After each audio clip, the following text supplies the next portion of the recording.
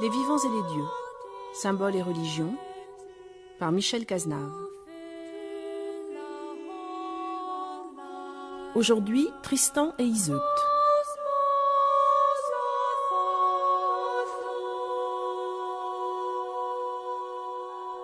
Pendant très longtemps, on a réfléchi l'histoire de Tristan et Iseut selon ce qu'en avait dit Denis de Rougemont dans son ouvrage devenu classique, L'amour et l'Occident.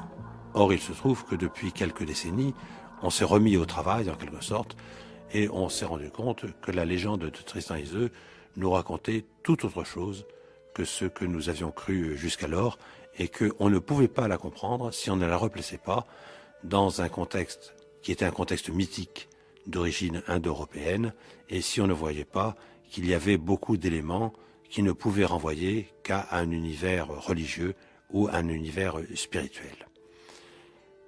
Évidemment, pour entendre ce que nous allons dire aujourd'hui, où nous allons essayer de revisiter cette légende de Tristan, il faut rappeler un certain nombre d'éléments essentiels, à savoir que la femme qu'aime Tristan, c'est-à-dire la reine Iseut, c'est lui qui l'a conquis, c'est lui qui la remet en même temps à son oncle le roi Marc, mais après avoir bu en mer ce que l'on appelle le vin herbé dans les textes médiévaux, ce que nous avons ensuite, à partir du XIXe siècle, appelé le filtre, ce qui en même temps, évidemment, change tout à fait le sens de la scène, puisque à travers le vin herbé, le jour de la Saint-Jean, nous assistions à quelque chose qui était de l'ordre de l'initiation.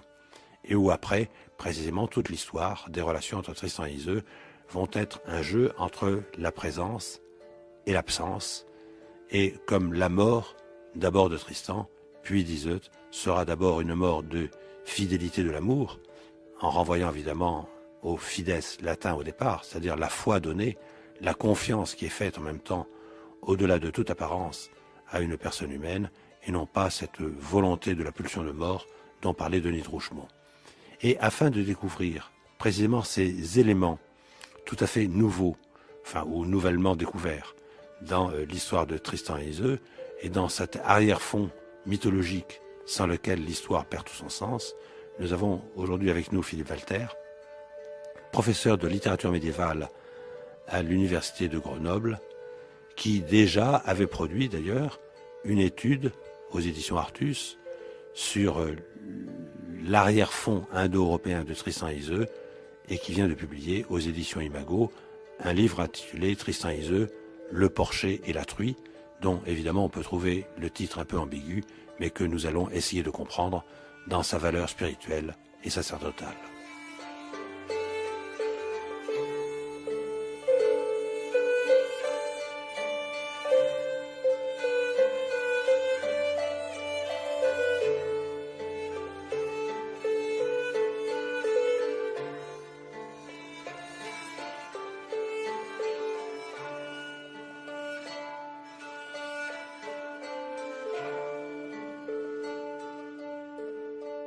Il y a dans la légende de Tristan beaucoup d'éléments complexes, contradictoires, qui sont difficiles souvent pour nous à démêler et qui nous laissent finalement souvent perplexes devant des textes qui sont épars, dispersés, lacunaires, fragmentaires. Peut-être d'ailleurs est-ce là un symptôme de l'histoire, cette espèce d'émiettement catastrophique de ces textes tristaniens. Et puis aussi devant la complexité d'un certain nombre de motifs qui sont là, devant nous, avec souvent des aspects un peu hermétiques pour notre compréhension moderne.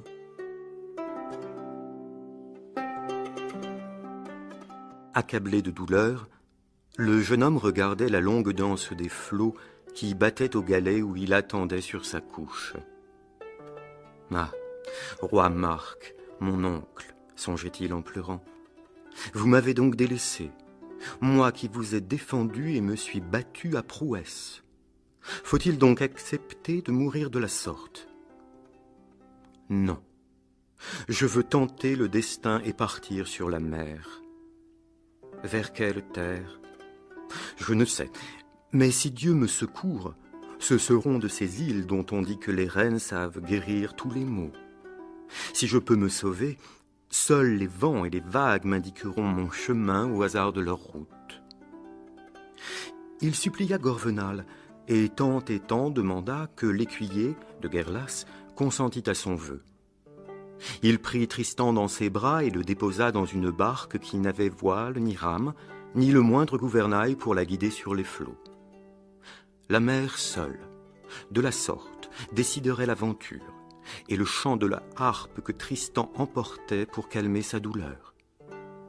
L'écuyer, en tremblant, comme on lance sur un fleuve un tronc d'arbre creusé où on a couché la dépouille de celui qui est mort, poussa au large l'esquif où reposait le jeune homme, et la barque s'en alla peu à peu sur la mer, au soleil qui se couchait, qui sembla l'engloutir. 7 journées et 7 nuits, l'océan l'entraîna comme les vents le voulaient, ou les courants sous-marins qui la portaient malgré elle. Pour apaiser son angoisse, pour oublier la souffrance qui taraudait tout son corps, Tristan harpait souvent dans le fond de la barque. 7 fois vit-il ainsi la lune couvrir la mer de reflets argentés.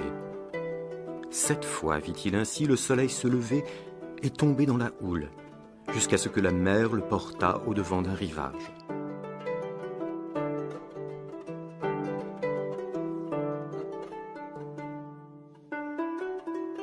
Peut-être qu'il faudrait se demander d'abord sur le personnage de Tristan lui-même. Comment se fait-il que nous ayons devant nous un personnage qui est à la fois chevalier, éminent, guerrier, tueur de monstres, etc., mais aussi musicien. Il y a là une sorte de bizarrerie apparente, de fonctions un peu, je dirais, contradictoires. On a généralement expliqué ce détail auquel on n'a pas prêté beaucoup d'importance comme une influence de la mode des troubadours sur la littérature médiévale.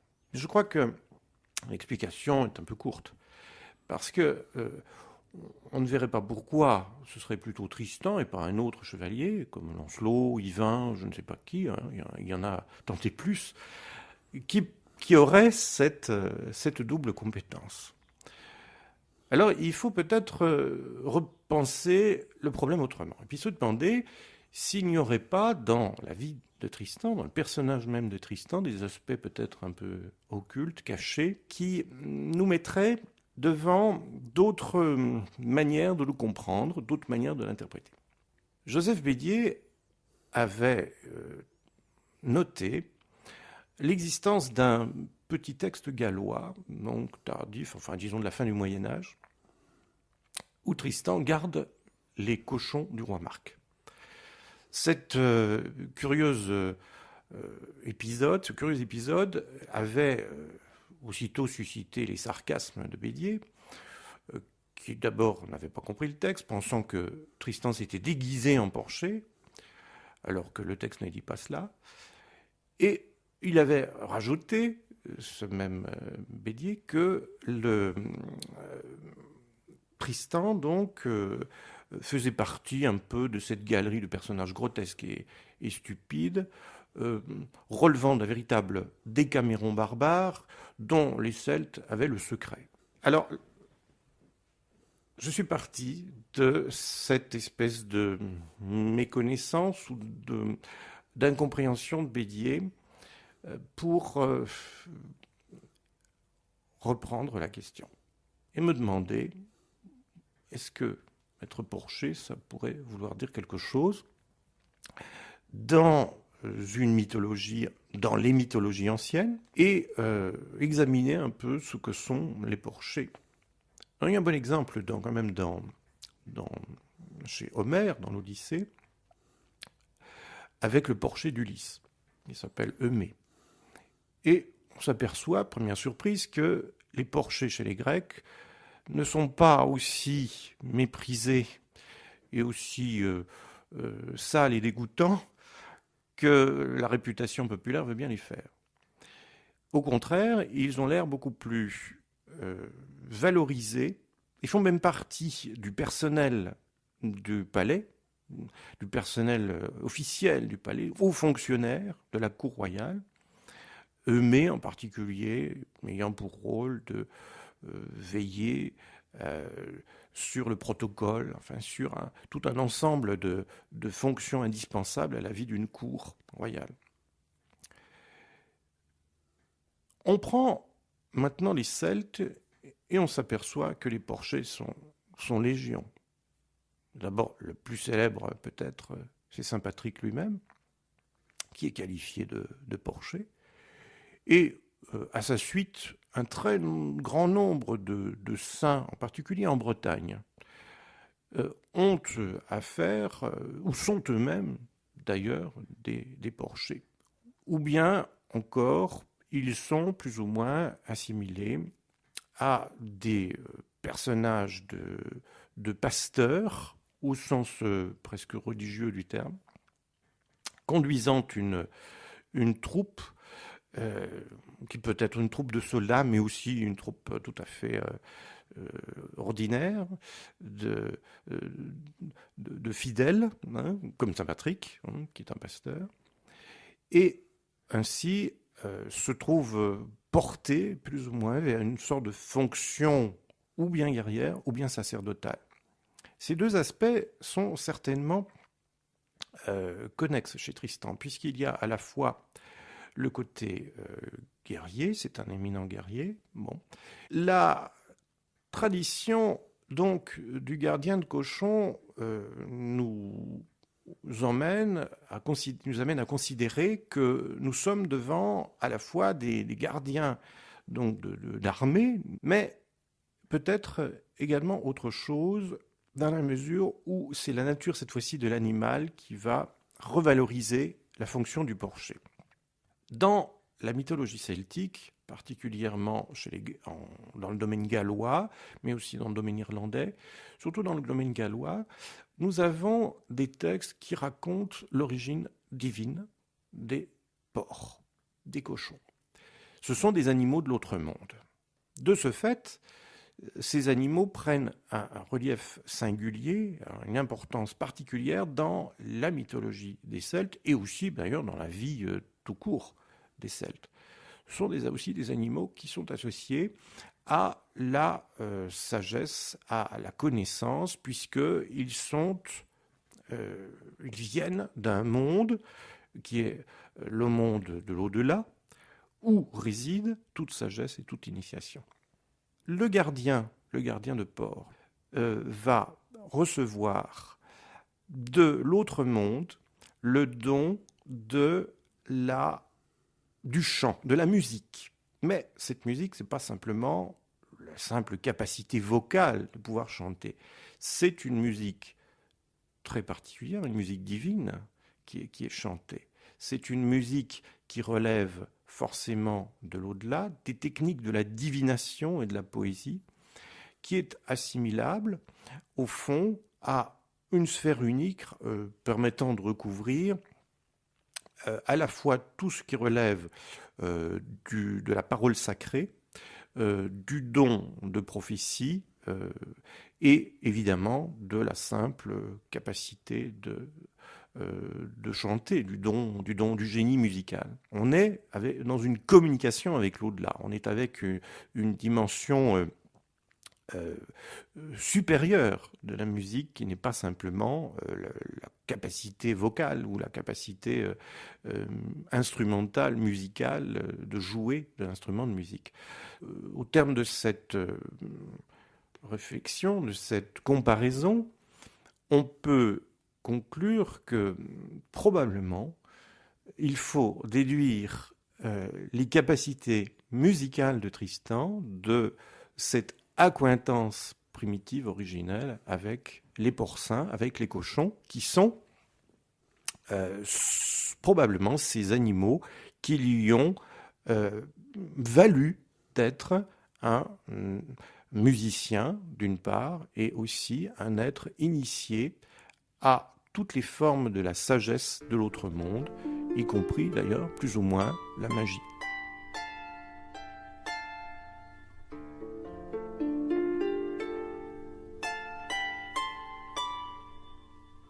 Iseut la blonde est reine. Bien qu'elle doive supporter la compagnie du roi Marc, elle vit en joie cependant, car Tristan, à loisir, demeure toujours auprès d'elle. Même la couche du jeune homme est dressée chaque nuit dans la chambre royale. Et Iseult, tous les soirs, peut se confier au sommeil en contemplant, en souriant, son visage, en cachette. Elle ne rêve que de lui. Elle ne vit que par lui. Toute sa joie est en lui.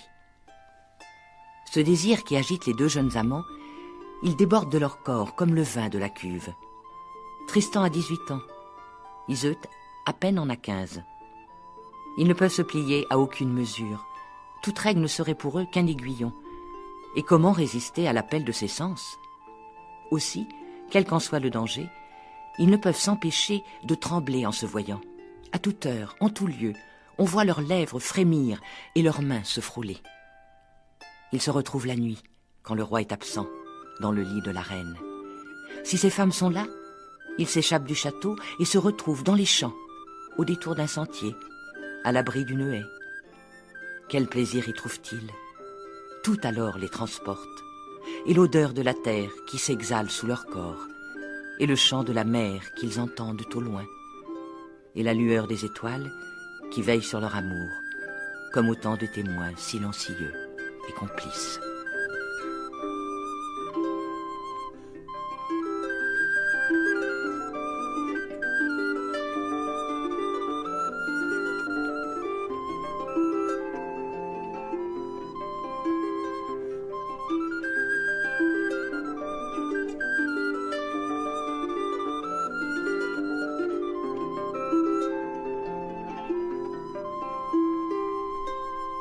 Philippe Walter, lorsqu'on est devant un texte comme celui de Tristan Iseult, est-ce que, en suivant ce que vous dites, il ne faut pas faire attention à ce que l'on avait laissé de côté si longtemps, à savoir beaucoup de détails qui traduisent, je dirais, l'origine mythologique de ces textes.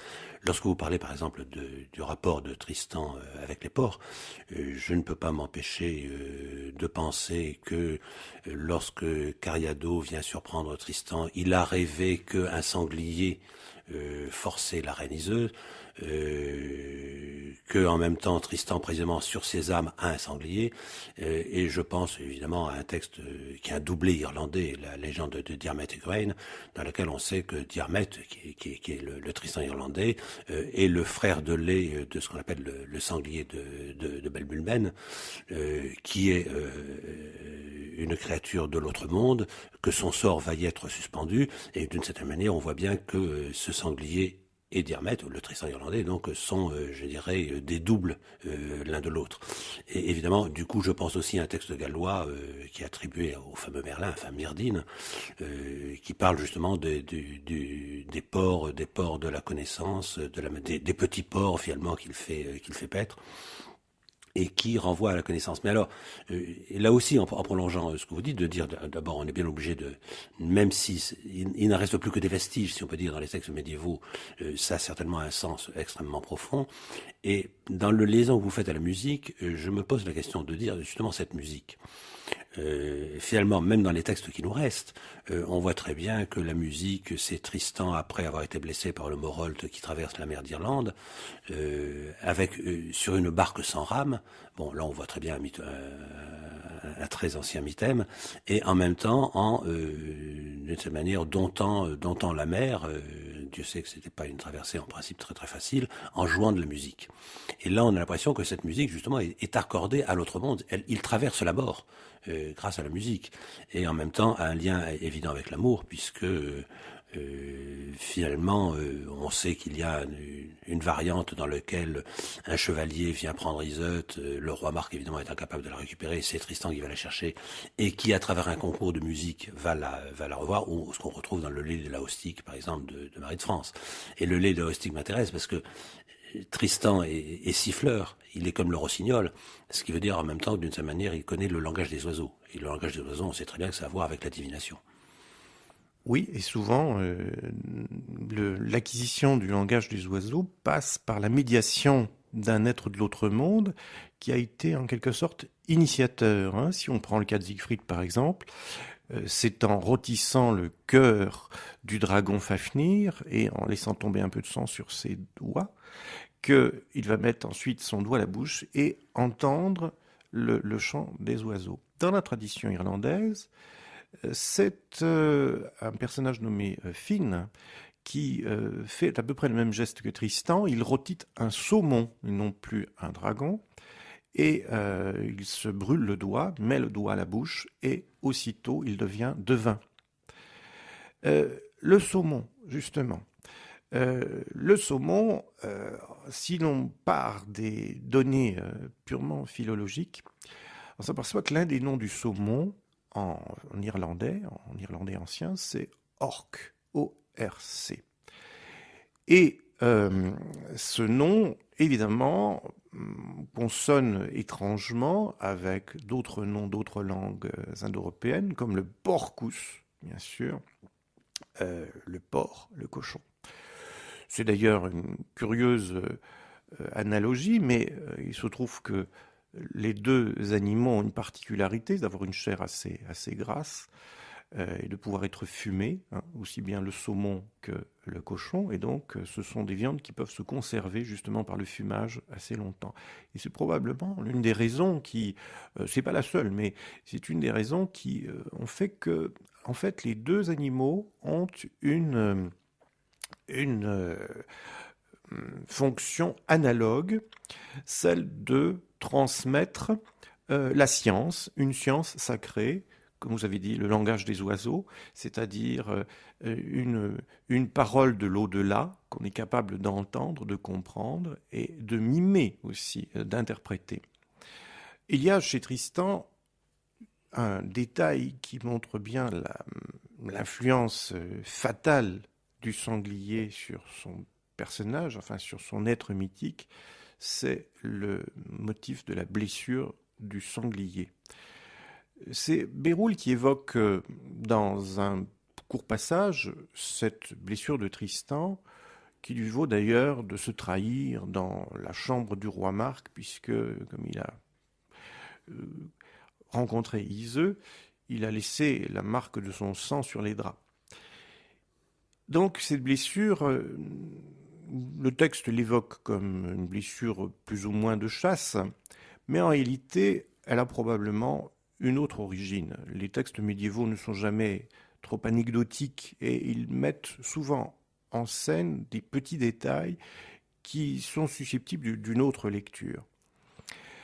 Cette blessure nous renvoie à, évidemment, une blessure fatale d'une autre sorte que reçoit Tristan lorsqu'il affronte le Morholt.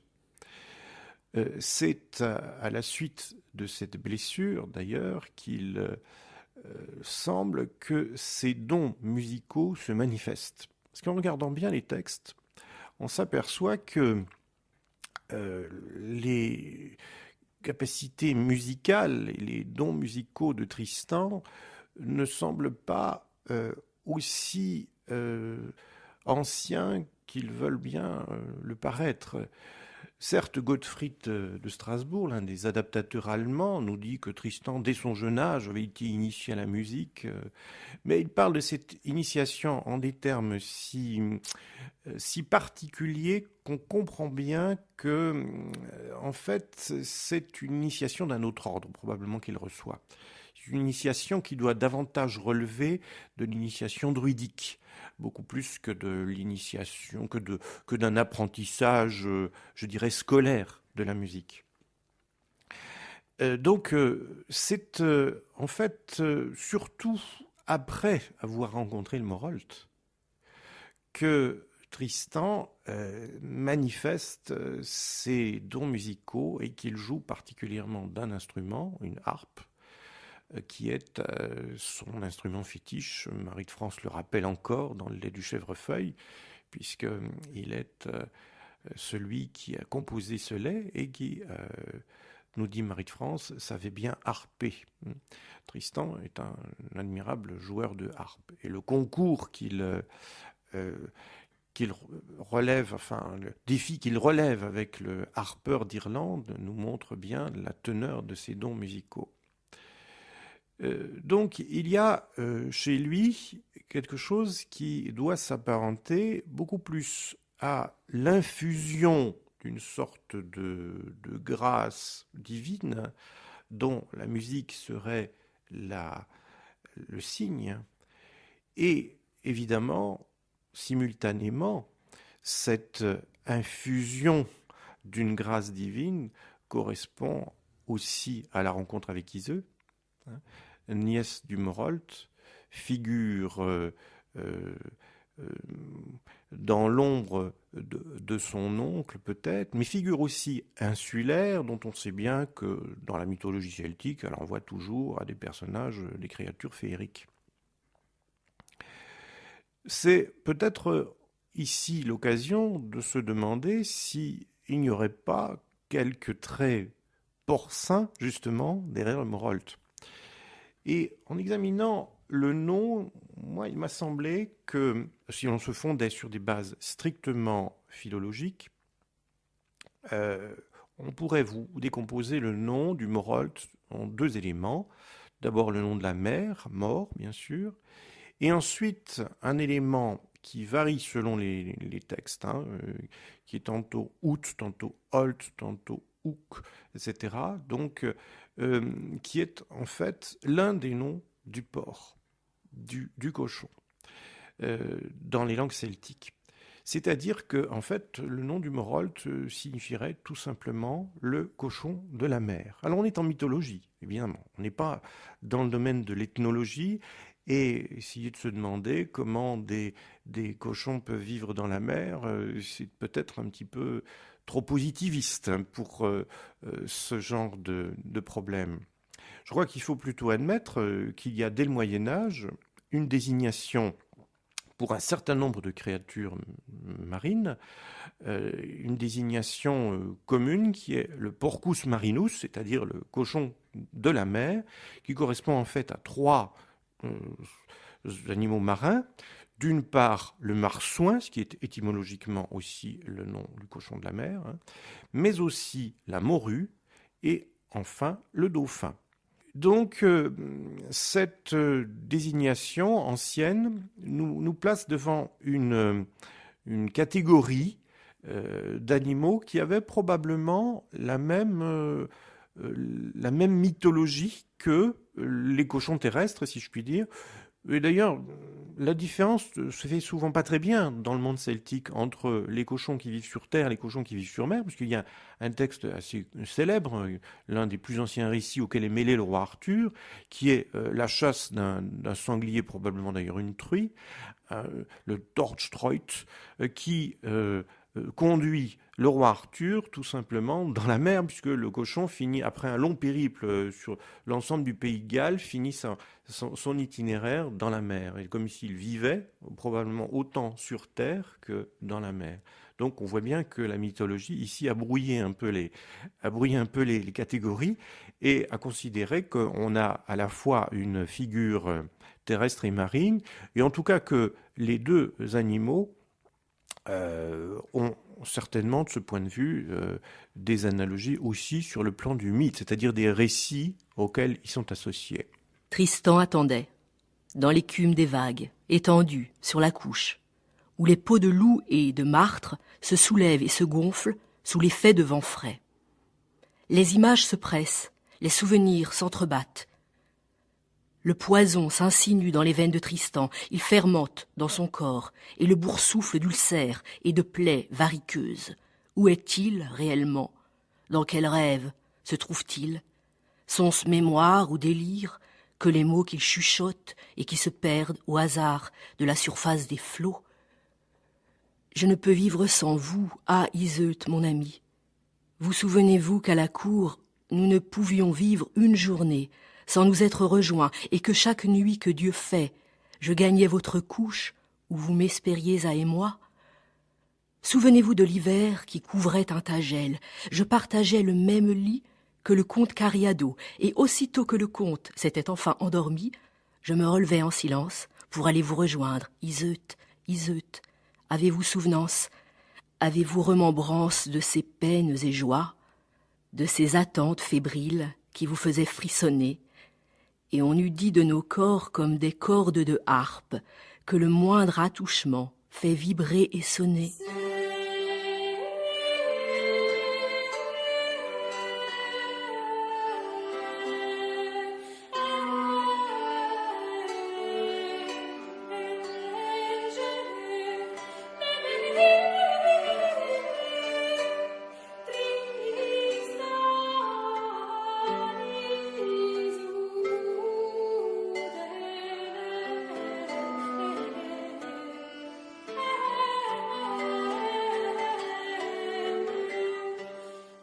venons-en à Iseult, si vous voulez bien, comme vous avez commencé de le faire, Philippe Walter. C'est-à-dire que, vous l'avez marqué, elle vit en Irlande.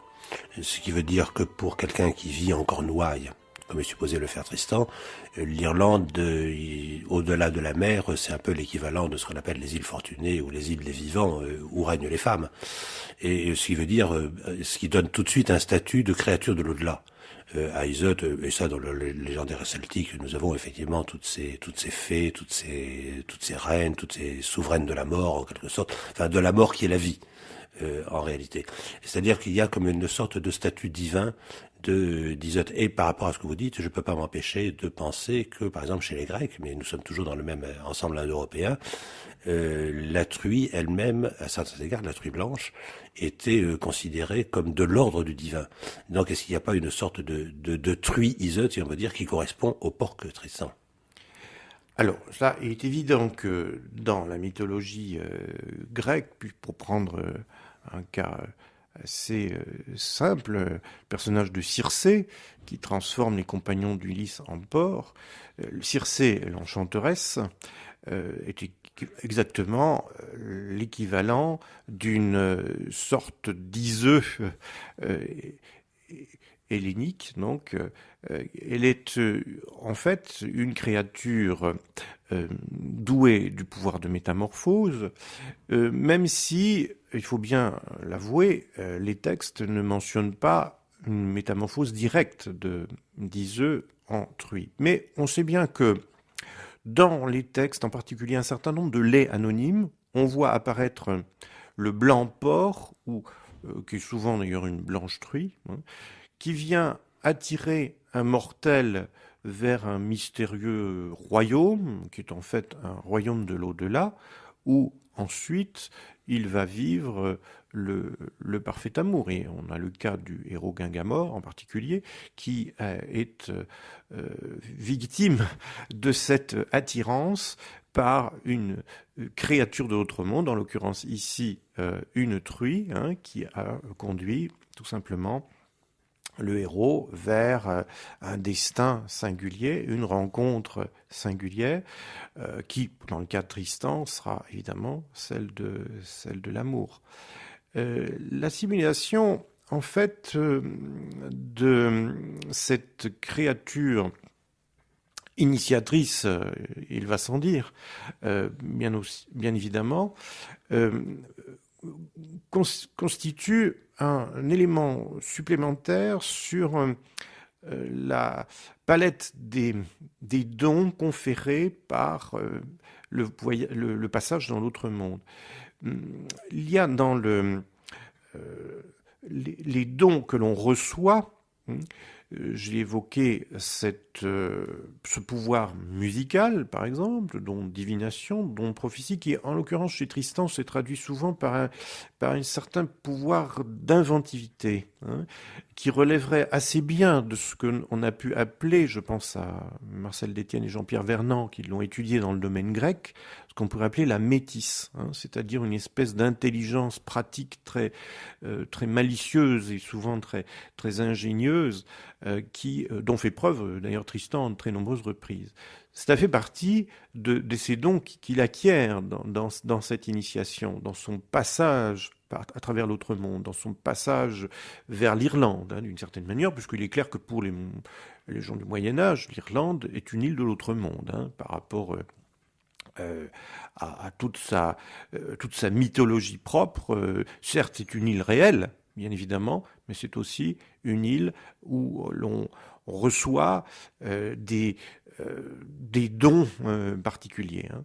Et donc, il faut penser que l'amour fait aussi partie de ces dons, de ces révélations supérieures, qu'il est, au fond, conféré par une figure de médiatrice qui est forcément apportée par une créature surnaturelle, parce que l'amour en tant que phénomène affectif possède évidemment toutes les caractéristiques d'une sorte de révélation, d'état second, j'ai envie de dire, qui ne peut pas s'expliquer par simplement les caractéristiques du monde humain.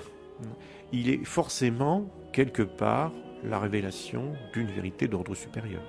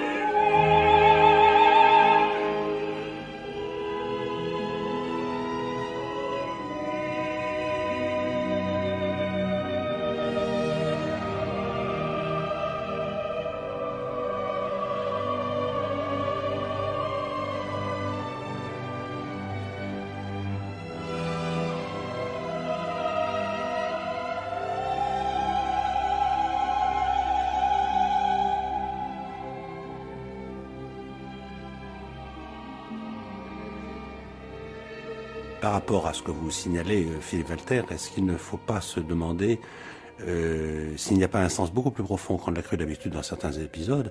Je pense par exemple à ce qu'on appelle la folie Tristan. Et de cette manière, à plusieurs moments, Tristan fait preuve de quelque chose qui touche à la folie. Et est-ce que cette folie n'est pas de l'ordre de ce que l'on considérait dans la civilisation antique, c'est-à-dire d'une sorte de possession divine, et où le discours, qui est un discours fou pour la moyenne des gens, est au contraire le vrai discours de la vérité, le vrai discours de l'inspiration. Et du coup, ça m'amène aussi à me poser des questions sur qu'est-ce que c'est que cet amour entre Tristan et Iseult, c'est-à-dire est-ce que ce n'est pas un amour au-delà de la condition humaine, qui touche précisément à des zones du sacré, et de ce point de vue-là, est-ce qu'il ne faut pas relire Tristan et Iseult tel que les textes nous le donnent véritablement, c'est-à-dire généralement on voit ça comme une sorte d'amour platonique, alors qu'on a l'impression que c'est au contraire une très profonde érotique. Le texte ne dit jamais qu'il est véritablement fou. Du moins, le texte médiéval a peut-être gommé un certain nombre de traits plus anciens où cette folie pouvait apparaître comme une véritable possession, un état de possession par un être divin, n'est-ce pas, qui l'avait envahi, qui l'avait investi de sa puissance et de sa sacralité.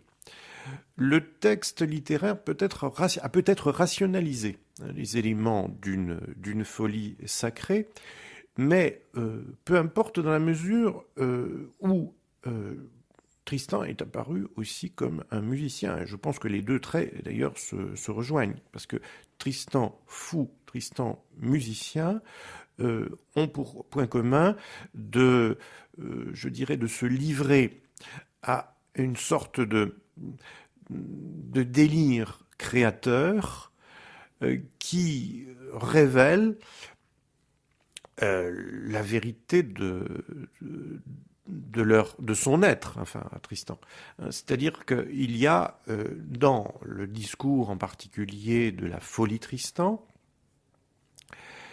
une révélation, je crois, des origines mythiques du personnage. Tristan n'est jamais si sérieux que lorsqu'il est fou. Et j'ai envie de dire que d'une certaine manière, sa folie est un discours à plus haut sens, c'est une sorte de discours à décrypter d'une manière beaucoup plus mythique qu'évidemment rationnelle, en particulier lorsqu'il évoque les circonstances de sa naissance.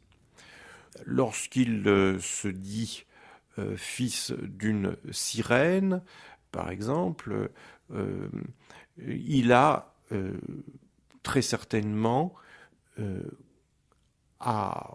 dans son passé mythique la marque d'une naissance sous le signe de la sirène, et moi je ne peux m'empêcher de penser à Sirius, c'est-à-dire à l'étoile de la canicule, à laquelle on pense d'ailleurs très souvent lorsque cette constellation est représentée au Moyen-Âge. Je pense en particulier à certains tympans romans qui évoquent toujours la période caniculaire avec la figure de la sirène. C'est très net sur le tympan de Vézelay, par exemple, mais aussi à Autun. On a cette figure qui apparaît. Or, si Tristan possède une sorte d'ascendant caniculaire, d'ascendant du côté de Sirius, du côté du signe du lion, d'une certaine manière, on comprend alors le compagnonnage très particulier qu'il entretient avec ce chien qui est son compagnon. Il en a d'ailleurs plusieurs, des chiens. Les chiens de Tristan sont aussi une partie de son personnage. Il a là une définition. On pourrait parler de Tristan comme chevalier au chien, comme on peut parler de Yvain, chevalier au lion.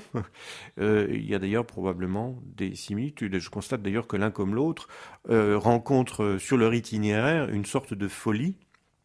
La folie du chevalier au lion est elle aussi consécutive à sa rencontre avec une fée, une figure de l'autre monde, dans la forêt de Brocéliande.